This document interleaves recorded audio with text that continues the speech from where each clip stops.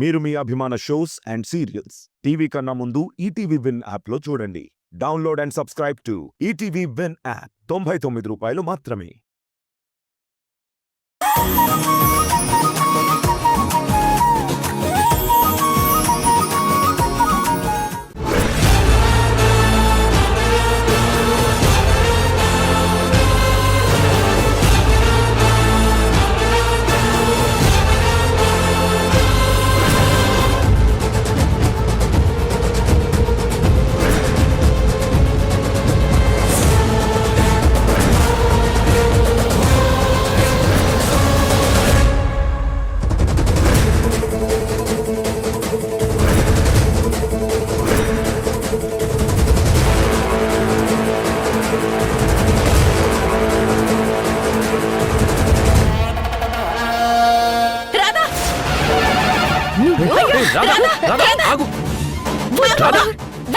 ఏం చేస్తున్నావు?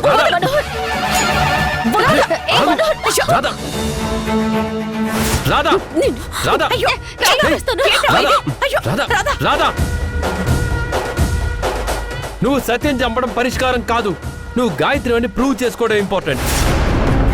అవునమ్మా, ఇలాంటి దుర్మార్గుల్ని చంపితే మనం హంతకులవుతామే తప్ప వీళ్ళకి పోయేదేమీ ఉండదు.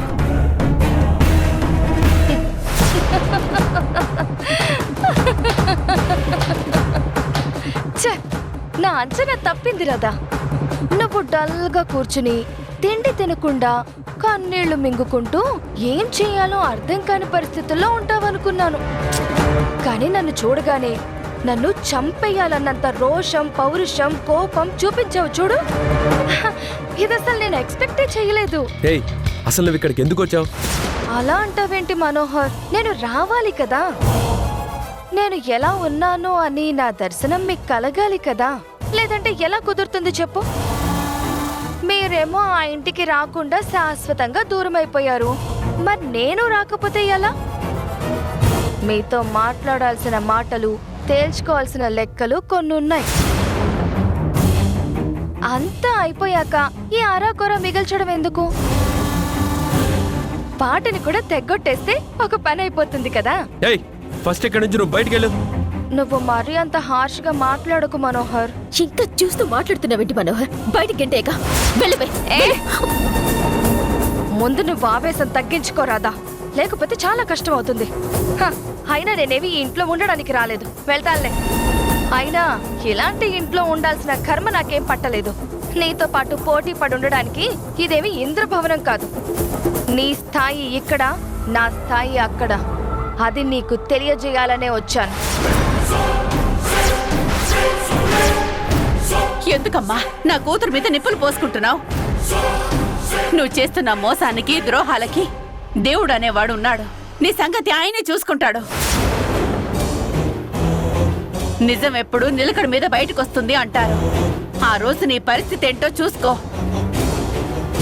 అప్పుడు నువ్వు ఎంత వేడుకున్నా నిన్ను ఏ దేవుడు క్షమించడు. ఎప్పుడో ఏదో జరుగుతుందని ఇప్పటి నుంచి భయపడుతూ బతకడం ఎందుకు? ఇప్పుడు ఏంటి అన్నదే ఇంపార్టెంట్. అంతెందుకు, 20 సంవత్సరాల క్రితం మీరొచ్చి నన్ను తీసుకెళ్తారనుకుంటే మీరేమో దీన్ని తీసుకెళ్లారు. ఆ రోజు నేను కూడా చాలా ఫీల్ అయ్యాను. కానీ మీరంటున్న దేవుడు నన్ను సరాసరి తీసుకెళ్ళి దీని సొంత అమ్మా నాన్నలకి కూతుర్ని చేశాడు. డబ్బు, ఆస్తి, అంతస్తు, ఐశ్వర్యం అన్నీ ఉన్న వాళ్ళకి వాళ్ళ కుటుంబంలో చేర్చాడు. ఆ రోజు నన్ను ఏడిపించి వెళ్ళిన ఈ రాధ ఇప్పుడు ఇలా ఏడుస్తూ కూర్చుంది.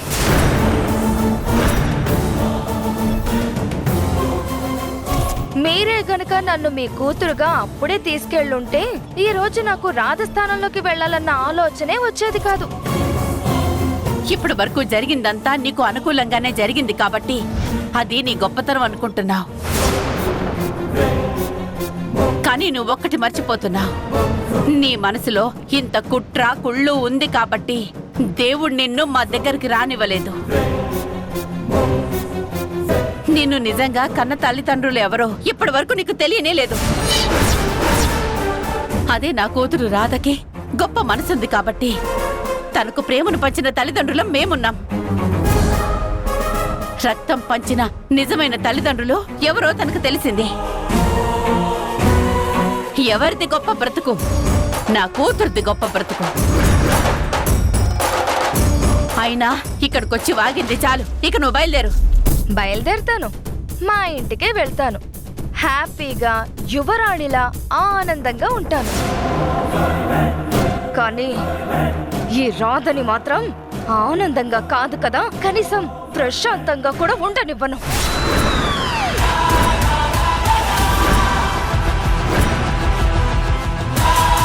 చిన్నప్పటి నుంచి స్నేహితురాలి ముసుగులో నాకు అన్యాయం చేసిన ఈ రాధని అనుక్షణం అనుక్షణం బాధపడేలా చేస్తాను.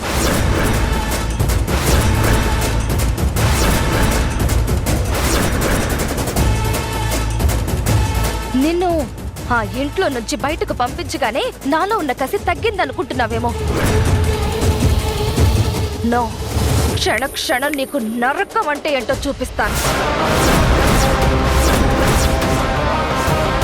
మాంత్రికుడి ప్రాణం చిలకలో ఉన్నట్టు నీ పంచ ప్రాణాలు ఎక్కడున్నాయో నాకు తెలుసు.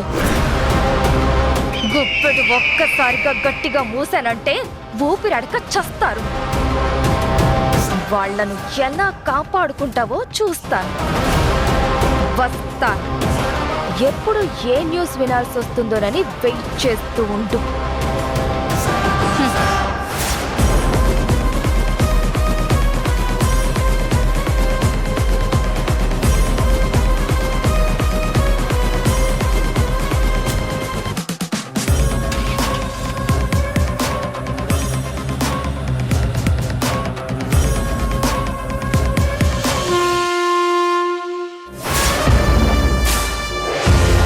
ఏంటి సత్య, మంచి హుషారుగా ఉన్నావు? ఏంటి విషయం? ఫుల్ జోష్గా కనిపిస్తున్నావు. అవును మేడం, ఫుల్ జోష్గా ఉంది. ఆ రాధని ఇంట్లో నుంచి బయటకు గెంటేశాక ఇంతకన్నా ఎక్కువ ఆనందం ఏముంటుంది మేడం? అసలు ఏం జరిగిందో క్లియర్గా చెప్పు. ఈరోజు నాకు లీవ్ కావాలి. ఎందుకో? నాకు కొంచెం పర్సనల్ పని ఉంది మేడం, అందుకే. సరే వెళ్ళు. అక్క, అంత పెద్ద పూజ ఏ గుళ్ళో చేస్తున్నావు అక్క? అదే తమ్ముడు, అశోక్ నగర్ లో ఉంటుంది కదా శివాలయం, అక్కడే. ఇప్పుడు నువ్వు ధైర్యంగా ఉండొచ్చు.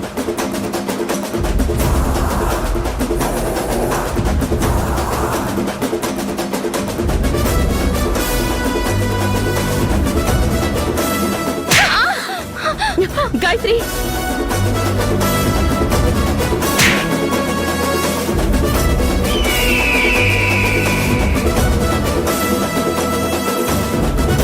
రేపేదైనా జరిగి నేను చచ్చినా నా శవాన్ని చూడటానికి కూడా నువ్వు నా గుమ్మం తొక్కొద్దు.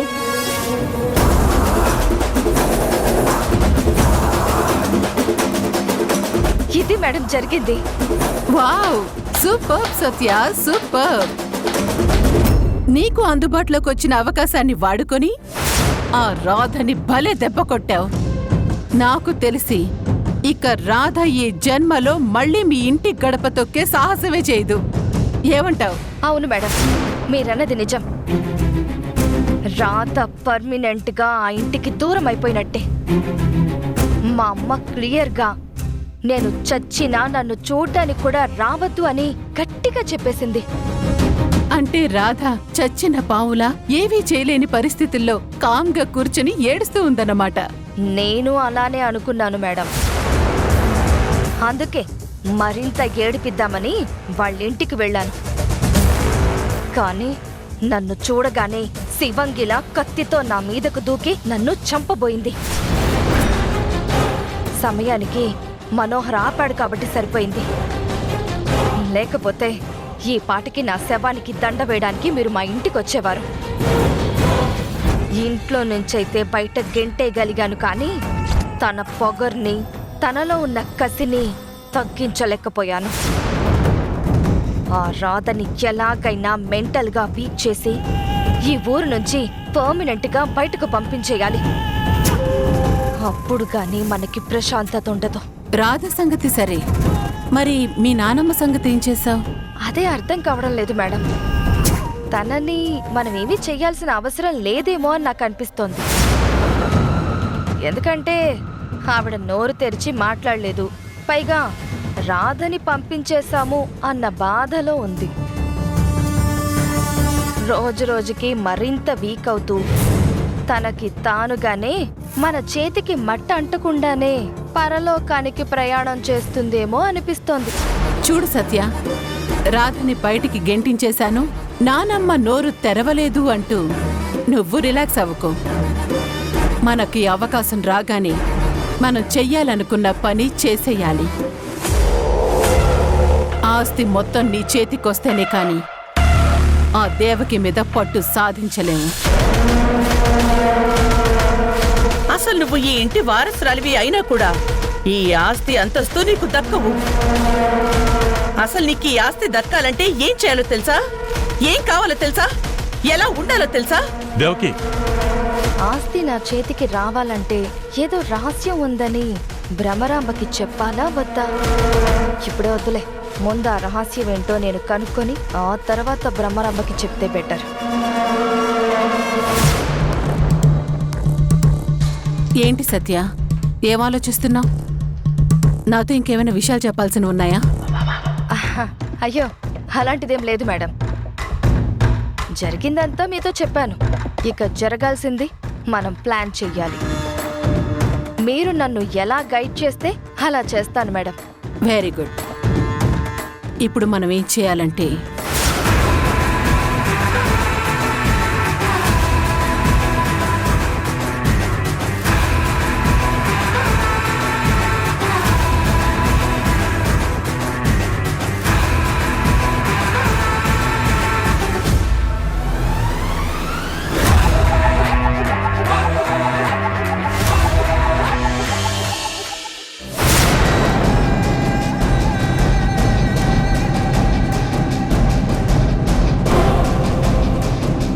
అనుకున్నట్టుగానే అనుకోకుండా వచ్చిన అవకాశాన్ని వాడుకొని ఆ రాధని ఎంతలా అవమానించాలో అంతలా అవమానించి కన్న తల్లి చేతనే బయటకు గెంటేలా చేయగలిగాను. గాయత్రిగా నా స్థానాన్ని స్ట్రాంగ్ చేసుకున్నాను. కానీ భ్రమరాంబ గారు చెప్పినట్టు ఆ రాధ ఈ ఇంటి నుండి కాదు, ఈ ఊరు నుండి వెళ్ళిపోతేనే మనసుకు హాయిగా ప్రశాంతంగా ఉంటుంది.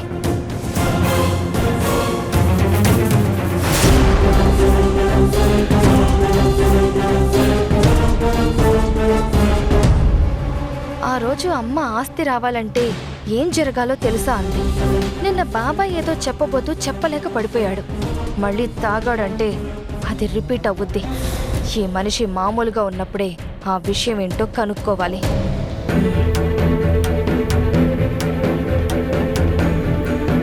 బాబాయ్,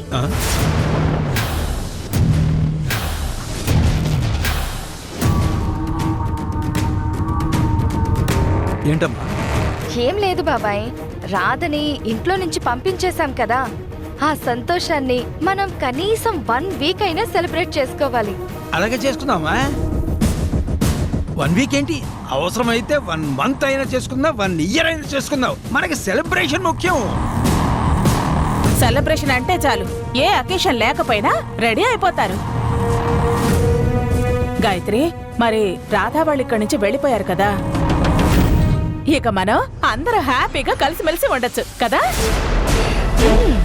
పిన్ని, నువ్వు కాకా పడుతున్నావని నాకు అర్థం అవుతుంది, కానీ ఆస్తిలో చిల్లి గవ్వ కూడా మీకు చెందనివ్వను.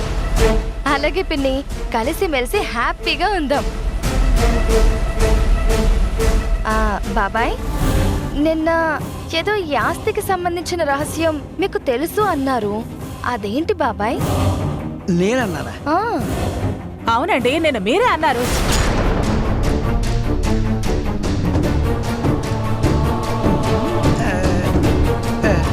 నేనెప్పుడు అన్నారా? నేనంటే నాకు గుర్తుండాలి.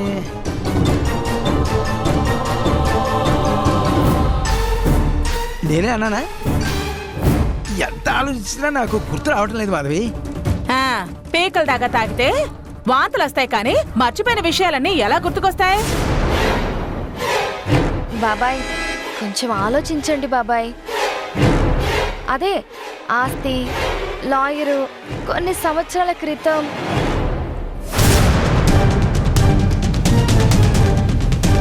తాగిన మత్తులో ఆ రహస్యాన్ని చెప్పేశానన్నమాట. ఈ విషయం గనక అన్నా వదిలేకి తెలిస్తే అమ్మో ఎంత ప్రమాదం. గుర్తొచ్చిందా బాబాయ్? ఆ, ఇప్పుడు ఏదో ఒకటి చెప్పి తప్పించుకోవాలి, లేకపోతే తర్వాత చాలా ఇబ్బంది అవుతుంది. బాబాయ్ అది నువ్వు నాకు చెప్తే ఒక బ్రాందీ బాటిల్ ఏంటి, బ్రాందీ షాపే నీకు ఇచ్చేస్తాను.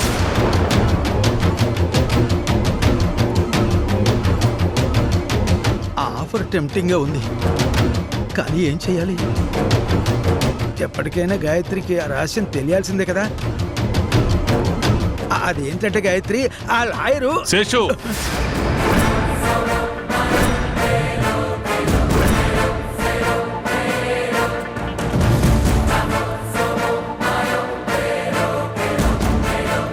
ఏం చేస్తున్నావో అర్థమవుతుందా? అనయ్య అది కాదనయ్య, అసలు ఏంటంటే మాట్లాడుకో, నాకంతా తెలుసు. ఎవరికి ఏది ఎప్పుడు చెప్పాలో ఎలా తెలియాలో అలాగే తెలుస్తాయి. అనవసరమైన విషయాల మీద ఇంట్రెస్ట్ పెంచుకోవటం మానుకోండి. కొన్ని చిన్నపిల్లలకి అక్కర్లేని విషయాలుంటాయి, వాటిని పెద్దవాళ్ళం మేం చూసుకుంటాం. ఇక నుంచి ఇలాంటి మాటలు గాని చర్చలు గాని జరగడానికి వీల్లేదు. అర్థమవుతుందా?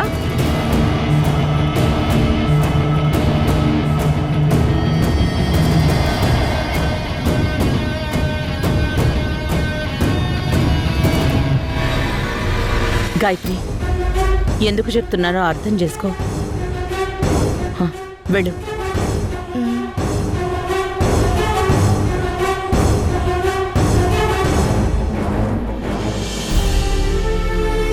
ఈ సమస్యకి ఎంత తొందరగా వీలైతే అంత తొందరగా పరిష్కారం చూడాలి.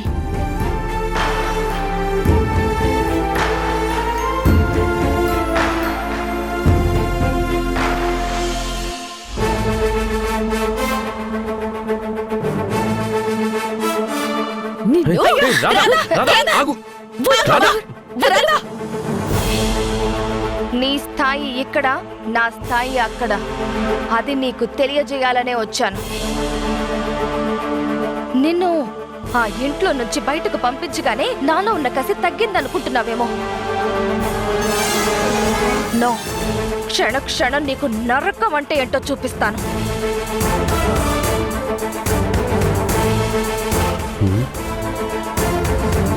ఏంట్రా ఆలోచిస్తున్నావు? దేని గురించి? ఇంకా నా ఆలోచనలో ఏముంటాయి మనోహర్? మా ఇంటికి పట్టిన బూజుని ఎలా తులపాలని ఆలోచిస్తున్నాను. ఎంత ధైర్యం ఉంటే ఆ సత్య మళ్ళీ ఈ రోజు నా కళ్ళ ముందుకొచ్చి నన్ను ఛాలెంజ్ చేసి వెళ్తుంది. అసలు ఉదయాన్నే నన్ను ఆపకపోయింటే ఆ సత్యని చంపి పారేసేదాన్ని. దాంతో నాకు నా కుటుంబానికి పట్టిన పీడ విరగడైపోయేది. అలా చేస్తే సత్యపీడ విరగడవడంతో పాటు నువ్వు కూడా వెళ్ళి జైల్లో కూర్చోవాల్సి వస్తుంది. చూడు రాధా, ఏనాడు నీ ఆలోచనలనే నమ్ముకున్నావు తప్ప ఆవేశాన్ని వాడలేదు. అలాంటిది నువ్వే ఇలా ఆవేశపడితే ఎలా చెప్పు? మరి ఏం చేయమంటావు మనోహర్? సత్యని నిజమైన గాయత్రి కాదు అని ఎన్నిసార్లు ప్రూవ్ చేయాలనుకున్నా ప్రతిసారి రిజల్ట్ ఆ సత్యకు అనుకూలంగా వచ్చింది. కానీ ఈసారి ఎలాగైనా ఆ సత్యని దొంగ గాయత్రిని ప్రూవ్ చేసి తనని బయటికి గెంటేయకపోతే నా కుటుంబం మొత్తం ప్రమాదంలో ఉంటుంది. కానీ దాన్ని ఎలా ఆపాలో నాకు తెలియట్లేదు. నీ బాధ నేను అర్థం చేసుకోగలను రాధా. ఖచ్చితంగా ఆ సత్యని బయటికి పంపించాలి. అది ఎలా అని ఆలోచిద్దాం. నువ్వు కూడా కూల్గా ఆలోచించు. ఎలా మనోహర్? ఎన్నాళ్ళు అమ్మా నాన్నల్ని నోరారా పిలవకపోయినా నన్ను కన్న తల్లిదండ్రుల్ని కనులారా చూసుకుంటూ నాన్నమ్మకి సేవలు చేసుకుంటూ ఆ సత్య ద్వారా ఏదైనా ప్రమాదం వస్తుందేమో అని కనిపెట్టుకుంటూ ఆ ఇంట్లో ఉన్నాను. కాని ఇప్పుడు కనీసం వాళ్ళని చూడ్డానికి కూడా లేకుండా పోయింది. దేనికన్నా నరకం ఇంకేముంటుంది చెప్పు? ఆ సత్య చేసే ఆగడాలని ఎలా ఆపోలో కూడా తెలియట్లేదు. రాధా, నువ్వు ఆ ఇంట్లో లేకపోయినా రోజు నువ్వు మేడంతో సార్తో మాట్లాడేలా నేను చేస్తాను. ఆ విషయంలో నువ్వు టెన్షన్ పడకు. అంతా నేను చూసుకుంటాను. ఎలా మనోహర్? అంత కోపంతో కనీసం నా మొహం కూడా చూడటానికి ఇష్టం లేకుండా ఇంట్లో నుంచి బయటికి గెంటేసిన నన్ను వాళ్ళెందుకు దగ్గరికి రాణిస్తారు? అదంతా నేను చూసుకుంటానని చెప్తున్నాను కదా, నువ్వు హ్యాపీగా రిలాక్స్ అవ్వు. నాకేం అర్థం కావట్లేదు మనోహర్. అసలు నీ ఆలోచన ఏంటి? బా, అన్నీ ఇప్పుడే చెప్పాలా? నేను చెప్పను, రేపు చేసి చూపిస్తాను, అప్పుడు నిన్ను హ్యాపీ చేస్తాను. అది ఎలా? ఎలానో ఒకలాగా. అయినా నా మనసులో ఉన్న ప్లాన్ నీకెందుకు చెప్పాలి? హ్మ్. ఏదో నీ మనసులో ఉన్న ప్రతిదీ నాకు చెప్తున్నట్టు. నీకన్ని విషయాలు తెలుసు కదా మనోహర్. నీ దగ్గర నేను ఇంకేం దాచాను? ఏమో, నాకేం తెలుసు ఇంకా నీ మనసులో ఏమేమి ఉన్నాయో ఏంటో.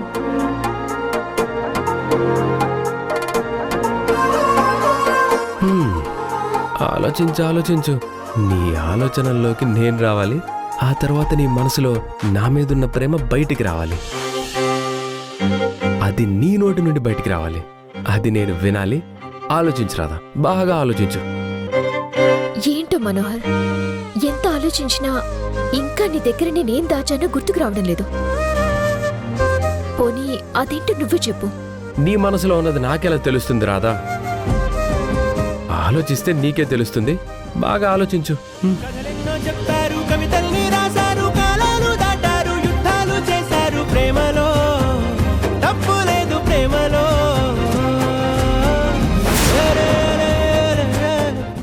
భార్యాభర్తలు కాకుండా భార్యాభర్తలైనట్టు మమ్మల్ని మోసం చేసి ఈ జాబ్లోకి వచ్చినందుకు మిమ్మల్ని ఇప్పుడే టర్మినేట్ చేస్తున్నాను.